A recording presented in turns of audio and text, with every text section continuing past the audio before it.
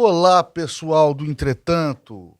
Estamos aqui sempre para falar das coisas do Brasil e do mundo à luz do direito, de ciência política, de história à luz do direito, de maneira rápida, clara, descontraída, imparcial. Dê o seu like, clique na sinetinha, inscreva-se no canal, a gente precisa de vocês. Hoje nós vamos falar de reforma agrária, vamos falar de eleição americana e de pesquisa eleitoral, mas você sabe, tudo isso e muito mais. No Entretanto, eu já estou esperando vocês.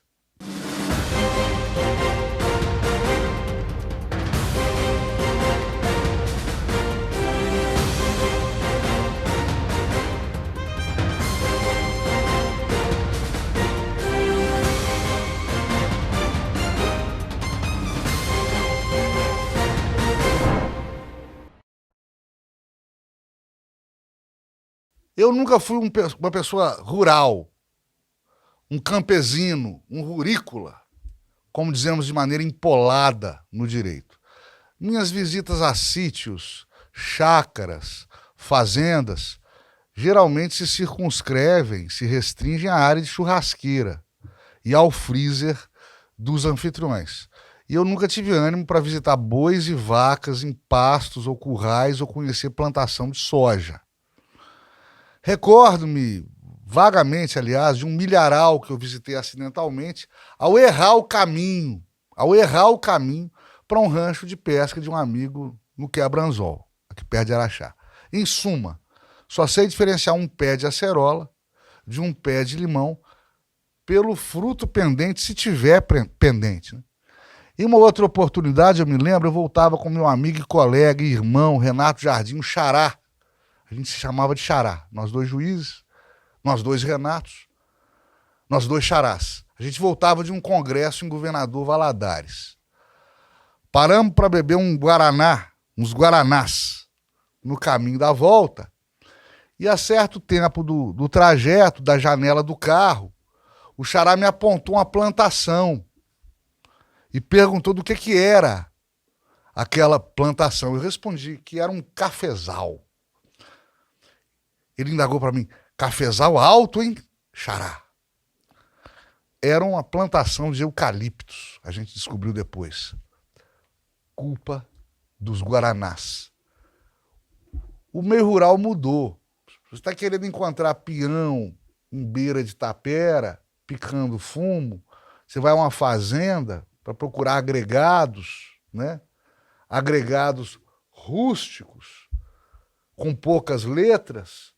Você chega a essa fazenda, você encontra trabalhadores especializados pilotando drones. A maioria da atividade agrária, agropecuária, está terceirizada para empresas e técnicos de alto nível, muito bem remunerados. E é muito mais comum encontrar engenheiro agrônomo em plantação, né, em plantações, do que peões. Eu conheci uma senhora tratorista, muito bem empregada, muito bem paga, que com o dinheiro de sua remuneração pagava a faculdade particular de 2 filhas, que evidentemente não iriam vir para o mundo do campo depois de formadas. O meio rural mudou. A agricultura de subsistência, que já foi um caminho para a manutenção do homem no campo, hoje é insípida. Ficam os pais, os filhos vão-se embora porque não há trabalho ou renda para todos. As grandes empresas de agropecuária dominam o setor e o commodity rural se transformou em um produto econômico, um investimento. Pessoas compram e vendem plantações que não foram plantadas. Pegam dinheiro emprestado, dando como garantia uma produção de grãos que ainda não veio, gado que ainda não foi parido, terras ainda por cultivar, fazendas que não foram formadas.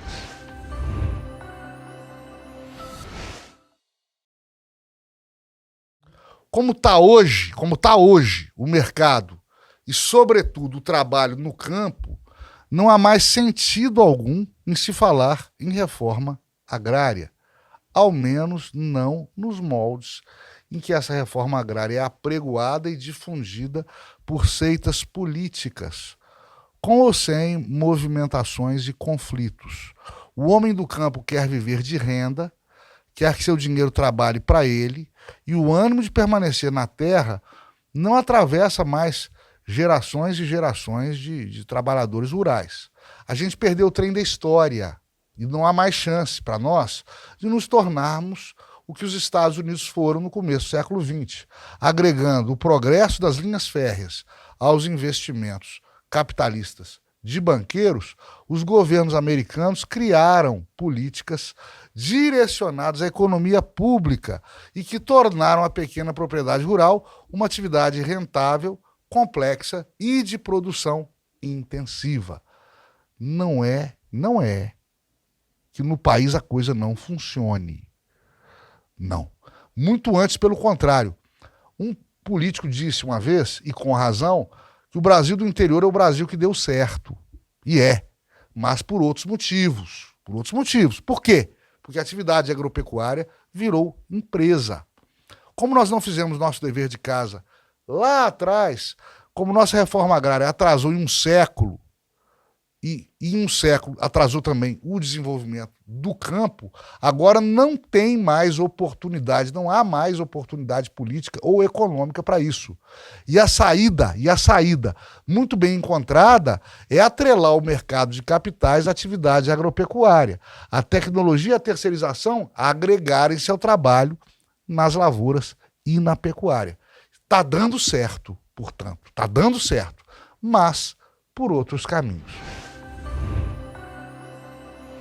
Pesquisas eleitorais americanas dizem que Kamala Harris vai ganhar de Donald Trump as eleições presidenciais norte-americanas. Bom, na terra das cédulas de papel com contagem manual e voto facultativo, tudo é possível. E, de novo, seguimos não acreditando no resultado, se der a democrata Kamala. Reparem que ninguém mais fala de Joe Biden. Ele sempre foi um político apagado, com 60 anos de vida pública e nada realizado de produtivo, ou no Congresso americano, ou pelos cargos políticos públicos que já exerceu. Biden foi escolhido para destronar Trump e conseguiu. Foi o candidato a presidente dos Estados Unidos mais votado em números reais da história da América. Ganhou do Trump, que foi o segundo candidato a presidente dos Estados Unidos mais votado. Então os dois são recordistas. E a finalidade era destronar Trump. Mas escolheram Biden, presidente apagado, presidente que não é bom para tempo de paz, não é bom para tempo de guerra, não é bom de briga, não é bom diplomata, não consegue conter conflitos externos, deixou a economia americana voltar a ir para o escambau, não sabe lidar com potências estrangeiras, muito menos os seus adversários ideológicos, que se agigantam diante dele e dos Estados Unidos. Estou falando, claro, de China e de Rússia, a Rússia do Putin, do Vladimir Putin, que era líder da KGB na extinta União Soviética, que é de orientação comunista, e tem gente grande da grande mídia que fala que ele é um ditador fascista de direita. É tão equivocado, é tão irreal, é tão surreal, que é ridículo e engraçado.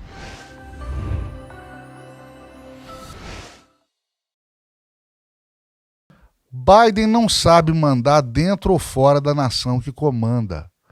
Há líderes bons para a paz e líderes bons para a guerra. Joe Biden é ruim em qualquer hipótese. Churchill, por exemplo, só se tornou primeiro-ministro britânico para combater a Alemanha nazista. Derrotado o nazismo, o retiraram do poder. Era bom para a guerra, não era bom para a paz. Era bom de briga. Mesmo caso de George Bush pai, que derrotou Saddam Hussein na Primeira Guerra do Golfo e, contido o tirano, ele, Bush, perdeu a reeleição americana para Bill Clinton. Trump foi um presidente bom para conter conflitos através de uma ferramenta muito bem utilizada outrora e também por um seu predecessor republicano na Casa Branca, Ronald Reagan, que usava a dissuasão, é o que o Trump usou. A dissuasão é a arte guerreira de inibir a reação do adversário político ou bélico pela demonstração de força e não necessariamente pela utilização dessa mesma força. Como dizia Guimarães Rosa em bom mineirês, o rastro da onça é mais eficaz que o seu bote. Reagan se aparelhou de armamento nuclear até a tampa, investiu na guerra nas estrelas, instalando satélites para fins militares ao longo da órbita terrestre, para demonstrar o quê? Para demonstrar que ninguém podia com o poder armado norte-americano. Com isso, Reagan fez ruir o Muro de Berlim e desbaratou a extinta União Soviética. Trump mostrou, agora vamos para o Trump. O Trump mostrou ao mundo árabe, aos norte-coreanos e à China que não haveria obstáculos intransponíveis ao governo americano na condução de seus interesses externos. Trump disse aos israelenses para se conterem, porque não haveria ajuda bélico-econômica dos Estados Unidos em caso de conflito armado entre judeus e árabes no Oriente Médio, que hoje está acontecendo, né, à luz de Biden, ou às sombras de Biden. O Trump combateu o bom combate frente à concorrência econômica predatória chinesa e se armou de argumentos, boa política, mas também de armas. Dissuasão, pessoal. É um conceito diverso da guerra preemptiva, não é preventiva não, preemptiva. Nessa guerra preemptiva, o governo ataca primeiro, sabedor da hostilidade potencial do país inimigo, ou seja, é um país inimigo que não atacou, mas vai atacar. Então eu ataco primeiro. Guerra preemptiva. A gente viu Putin fazer isso na Ucrânia. Aliás, estamos vendo e criticando, porque guerra é um péssimo negócio para a política e para a economia.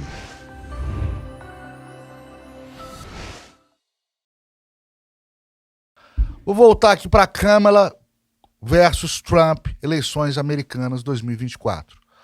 9 entre cada 10 americanos que conheço declaram o ex-presidente como seu candidato e afirmam que vão votar no republicano Trump para o seu retorno à Casa Branca.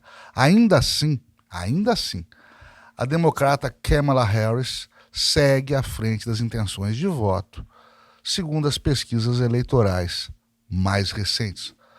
O finado Paulo Francis, um dos maiores cronistas sociais e políticos que o Brasil já viu, ele falava assim, uau, quando ele explicava alguma coisa, uau, em homenagem a Paulo Francis, humilde homenagem nossa a esse brilhante narrador da vida pública e privada brasileira e mundial, que nos deixou já há algumas décadas. Bem, uau! Pesquisa eleitoral, pessoal, é meio de propaganda política e não de informação. Pesquisa eleitoral deveria ser tratada pela legislação eleitoral, pela justiça eleitoral, com os reguladores impostos à propaganda eleitoral, que na verdade a pesquisa é. Conversei certa vez com a raposa, velha raposa, antiga experiente raposa, da política mineira, e ele me disse, Renato, instituto de pesquisa dá o resultado que o cliente quer. Seja ele um político candidato, uma agremiação política, um órgão de imprensa, um veículo de informação. Não existe pesquisa eleitoral desinteressada. Muito antes, pelo contrário, o que há é por trás de uma empresa que contrata a pesquisa desinteressada, interesses. E aí muitas vezes sustenta-se a distorção de informações até o inevitável desmascaramento, porque está chegando a urna, está chegando a hora do voto. Aí os institutos de pesquisas e a mídia, com aquela velha história que todos nós já ouvimos, reviravolta inexplicável, reviravolta inacreditável. Não é reviravolta nenhuma. É porque a mentira ficou com pernas curtas. E não é, atenção, e não é uma crítica aos institutos de pesquisas e aos estatísticos, aos seus profissionais que eles labutam. Não é que eles mintam informação. Ou seja, o candidato Joaquim está com 15%, eu falo que ele está com 30%, não. É porque da forma de se colher a opinião do eleitorado potencial, se conduz a resposta para aquilo que se quer. Para aquilo que se quer. Através de pesquisa induzida, mesmo quando não é induzida. Lembrem-se que há 4 anos, há 5 anos atrás, não, há 4 anos atrás, né, não se falava em candidatos eleitos que foram eleitos. Quando, por exemplo, Bolsonaro tentou se reeleger contra Lula, disseram que ele teria 10 ou 14%, teve instituto de pesquisa dando que ele teria de 10 a 14% a menos de intenção de voto. E ele quase igualou Lula no segundo turno. Lembra-se da primeira eleição do governador de Minas, Romeu Zema? Ele não estava nem entre os 3 primeiros colocados, um pouquinho antes do primeiro turno. E quase levou no primeiro turno. Quase levou no primeiro turno. Isso tudo são pesquisas que, muito embora tecnicamente não mentem, na verdade transformam a realidade. Portanto, legislação eleitoral, juízes eleitorais do Brasil inteiro devem passar a tratar as pesquisas eleitorais como meio de propaganda. E, sobretudo, uma coisa que tem que ser feita, e isso rapidamente, é igualar a legislação brasileira à legislação norte-americana. Você pode apoiar quem você quiser. Você não está obrigado a ser imparcial.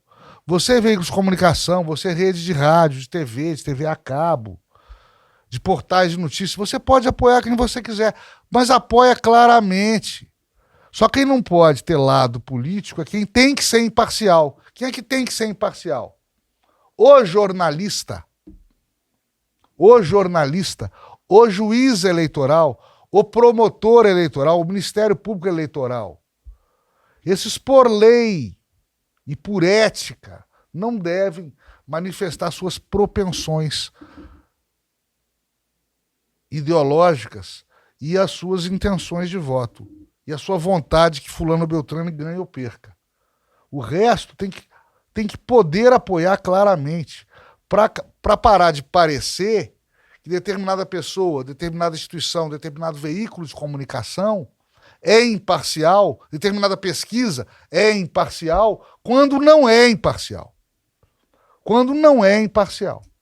O que, infelizmente, acontece muito, principalmente nos Estados Unidos, mas não podemos dizer que aqui no Brasil seja um fenômeno raro, também não. Donald Trump é um histriônico, chato, parece um personagem de cartoon, de desenho animado. Na América é um prato cheio para comediantes e imitadores, com caricaturas que ele próprio, Trump, compartilha e aceita de bom grado. Ele ri de si mesmo, mas tocou a América por 4 anos com mão de ferro, pôs a economia americana nos trilhos, dissuadiu desafetos, impediu guerras, coibiu a imigração ilegal, que afeta o mercado de trabalho, a segurança e a economia dos Estados Unidos. Muitas vezes, pessoal, muitas vezes na política, temos que optar pelo mal menor, tá? Para terminar, uma frase do ex-presidente americano Barack Obama: eu não me oponho a todas as guerras, eu só me oponho às guerras estúpidas. Até a próxima, fiquemos todos com Deus. Dê o seu like, se inscreva no canal, manifeste a sua opinião, ela é muito importante para nós.